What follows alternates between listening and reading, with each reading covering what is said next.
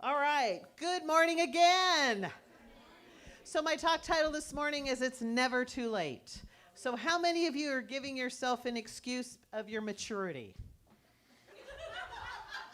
Okay. What's your maturity? Your age. Okay. How long you've been on this earthly plane, and for some reason you decide that, okay, I'm this amount old, so I can't do this. It's too late for me. Wrong answer. So I noticed this many, many years ago when I was struggling with whether to continue my education and go on with Life 101, of course. And I read an article one day where this 84-year-old woman got her PhD, right? So what's my excuse, right? What is my excuse that I'm creating that I can't continue to do whatever it is that I want to do? Oh, I'm too old. Oh, I don't have the time. You know, whatever lame excuse we give ourselves, whatever it is to not move forward. And I wonder, why is it that we refuse to sometimes realize the gift of being able to begin again? Ernest Holmes said, "The mind must reach a place where it is no longer remembers the past with anxiety or looks to the future with uncertainty. It focuses instead on the divine goodness, the loving kindness, and the givingness of God. It's never too late." So there, I gave you no excuses. No excuses at all. The most difficult times for many of us are when we beat ourselves up, when we give ourselves those excuses, or we say we can't do it for this reason, or whatever we decide to come up with. However, it's never too late to practice loving kindness with ourselves. And that is usually the last thing that we do, is we look at everything else out here and what we're supposed to do and how we're supposed to be serving and what life expects of us. And we're on this treadmill. But yet what happens is we don't look within ourselves and say, have I been nice to me lately? Yeah. Have I been nice to me? Have I really looked for what I want to do? Most likely we have put things on hold. You know, there's a wonderful Buddhism term, it's called metta. And what that means is loving kindness. And they teach in Buddhism a lot of loving kindness, to be good to ourselves. And so what if we make mistakes? You get up and start all over again. You know, it's time to start an unconditional friendship with ourselves. How many of you think of yourself as your own best friend? There you go. Oh, yes, my people. You are. You truly are your own best friend. You know, and that doesn't mean that we're seeking self-improvement all the time. We're not going to the bookstore and seeing what book we haven't received or purchased about how to do something better.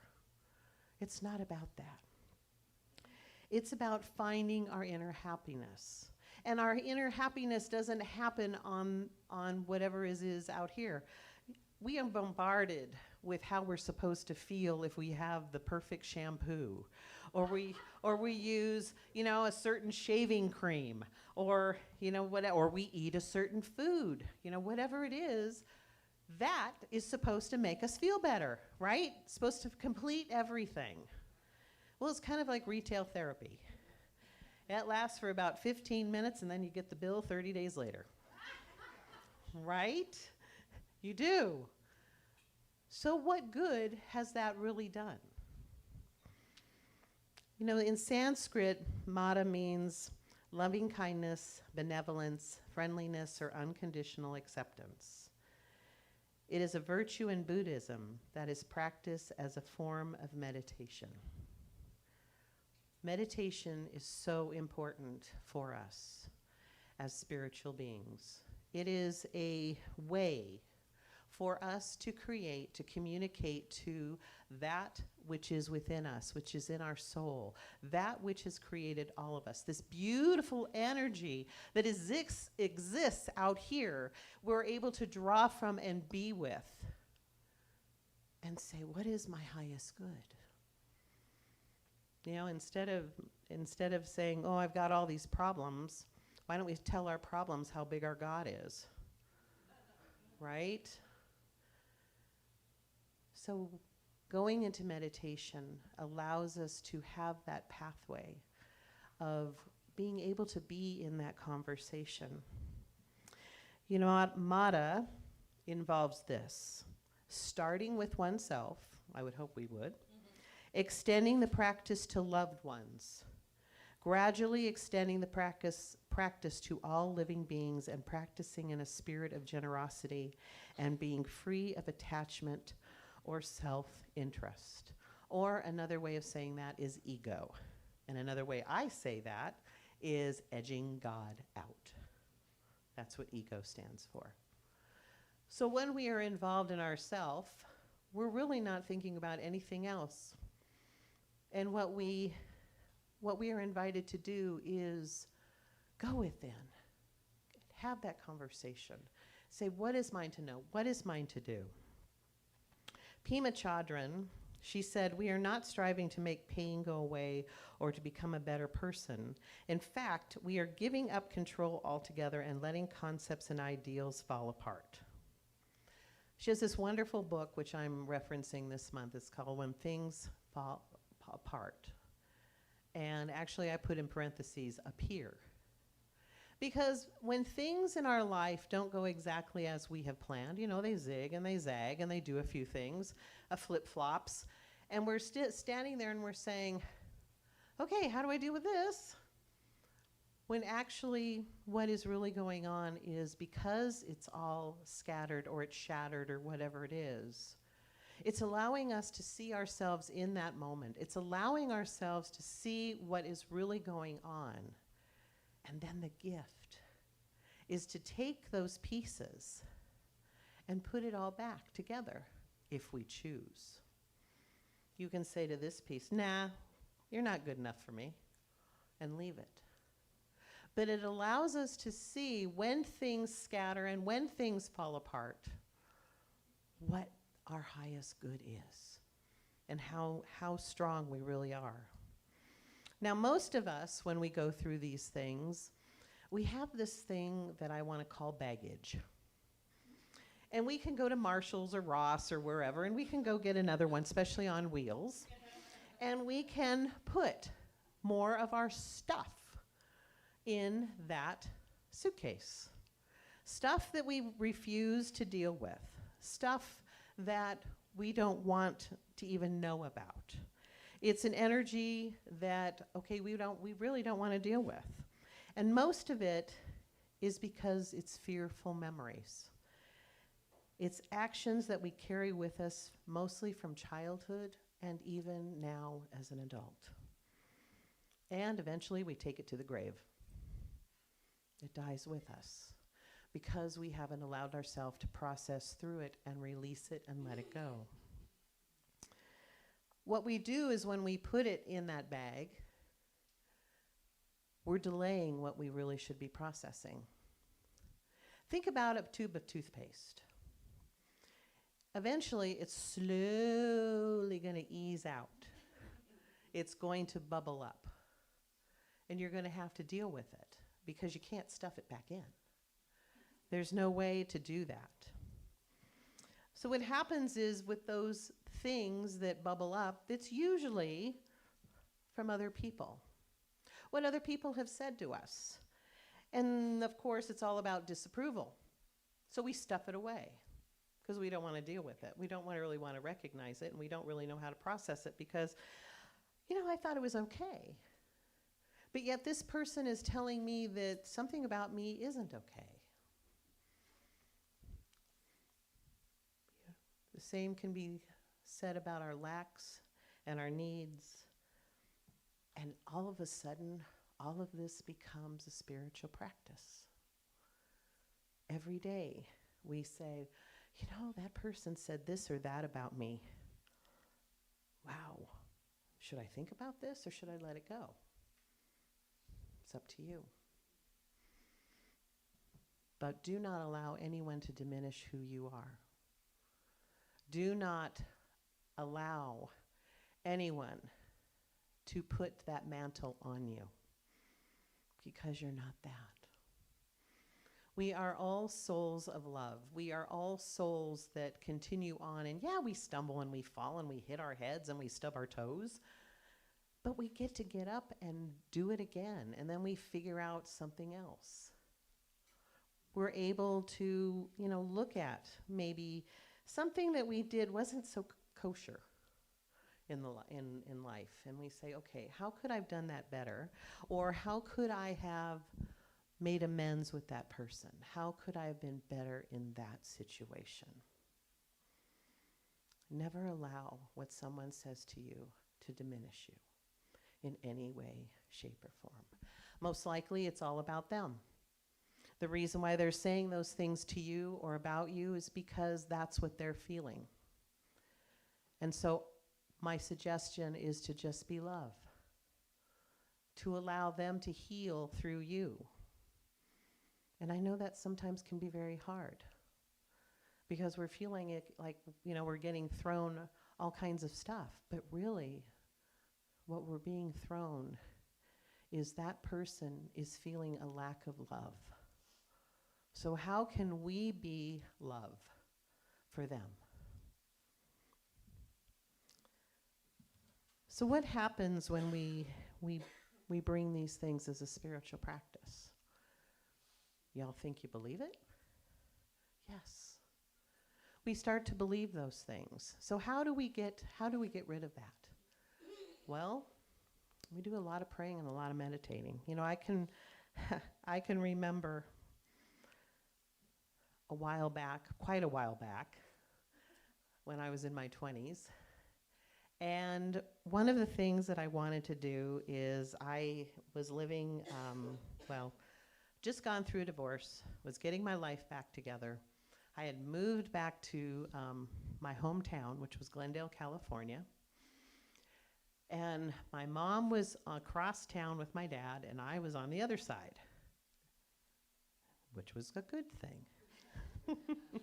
I love my parents dearly. They were wonderful people.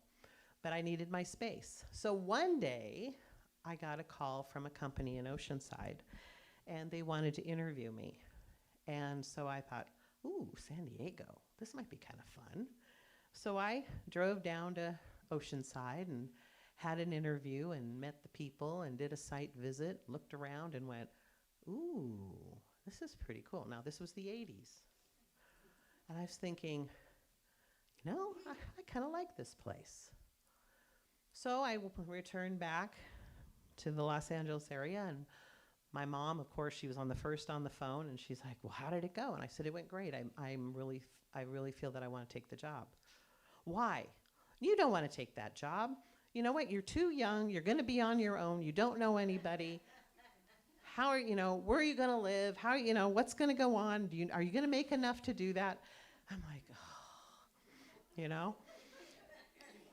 And I thought, what is going on here? My mom, it was always my cheerleader.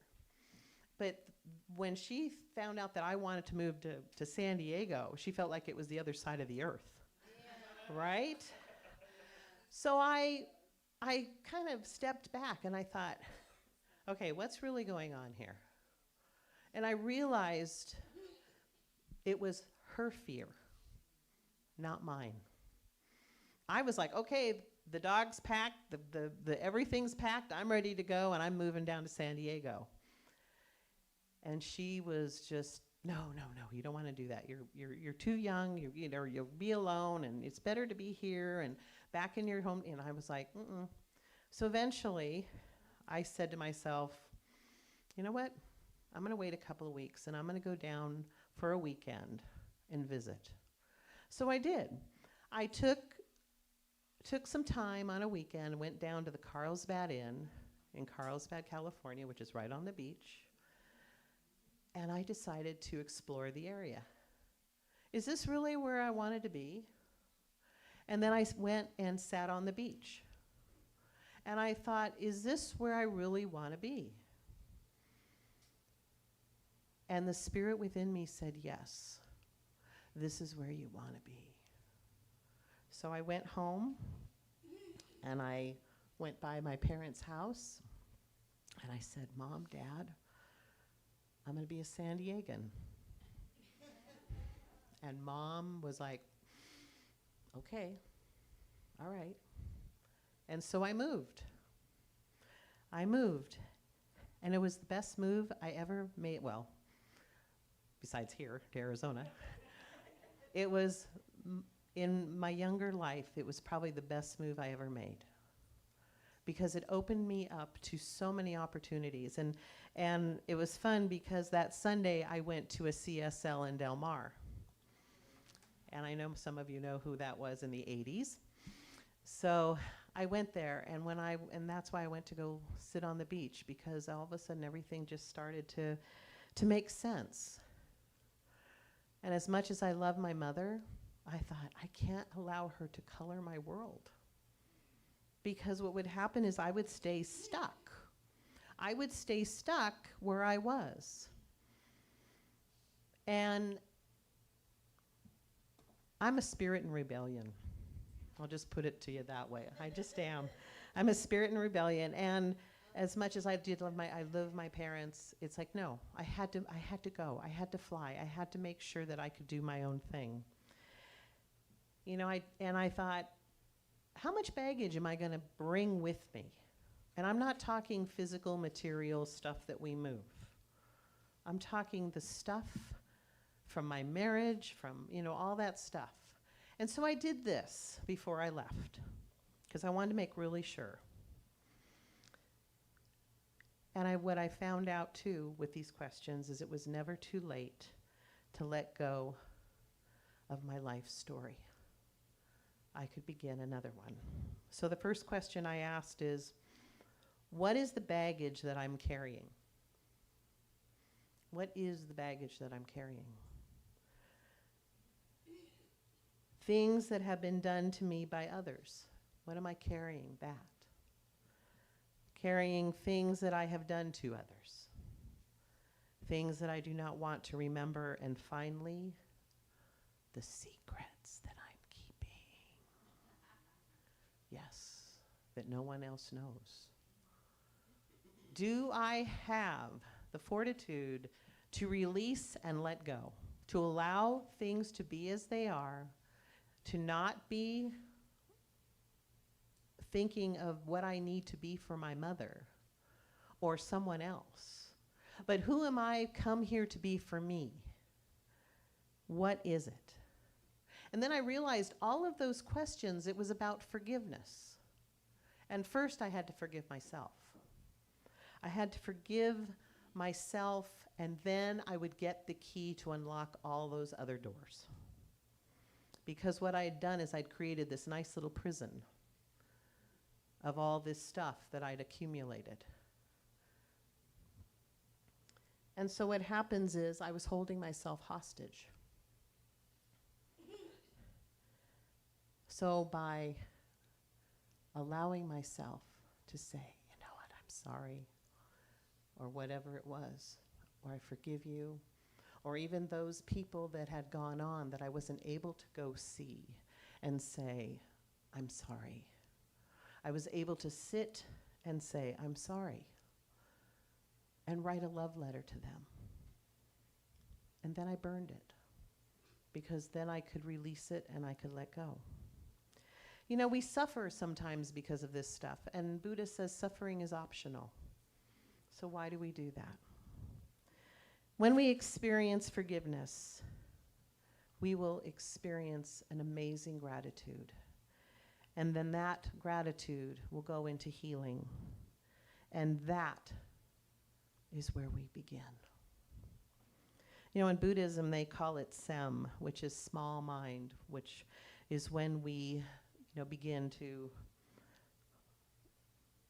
use our self-image. And we try to really separate ourselves from that. Another term is rikpa, intelligence and brightness. because be- last month. Right, I know. Behind all the worrying, wishing, and wanting, the wisdom mind is there.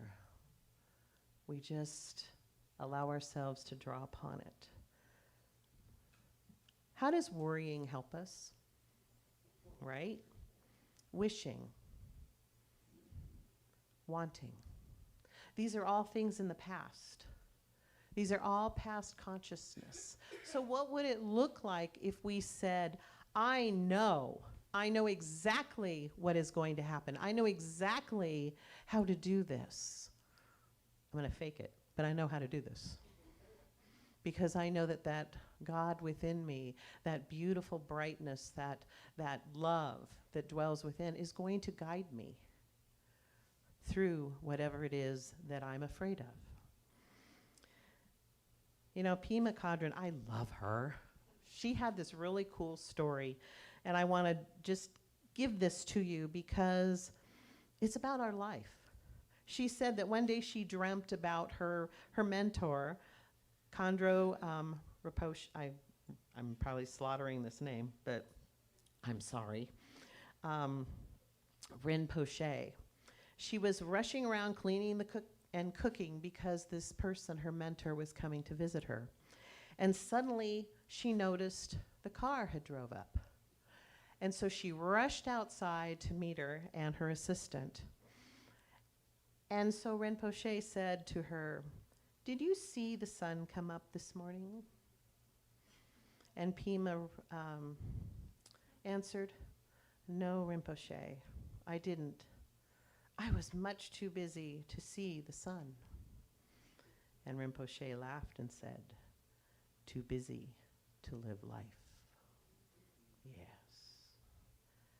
I love, my favorite time is morning, and I love sitting out on my patio and watching the sunrise and the cows go by and a few other things. But it's just to be in the world. You know, people were so poisoned by self-doubt and other things that we tend to hide from life. Why don't we acknowledge it, sit in it? So my question to you is, instead of being of life, are you in life? Of is we are part of it, deeply involved, and embody it. In is we are the surface, just hovering on the outside. We're not involved. So the reason why we wake up in the morning is to begin again. We get a new start, we get a new life. We can do everything over again. And whatever it is that was the day before, we can say, you know what, this or something better. Do we have the choice to carry it, to make it mental baggage, to make it a spiritual practice? I don't think so. So let's try, when it's never too late, to think about the would'ves, the should'ves, the could'ves of our life. Because it's never too late, as Ernest said, to start again. You are right where you're supposed to be. And start from this point today and see what you can do. Marianne Williams said, "It is not too late. You are not too mature." She puts old, but I like mature. "You are right on time, and you are better than you know." Namaste. I love you, and so it is.